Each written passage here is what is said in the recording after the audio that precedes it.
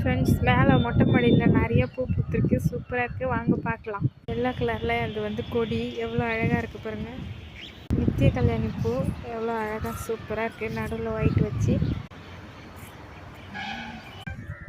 இங்கே பாருங்கள் எவ்வளோ அழகாக பூ பூத்துருக்குன்ட்டு. இது வந்து மினியேச்சர் ரோஸு எவ்வளோ சூப்பராக இருக்குது பாருங்கள்.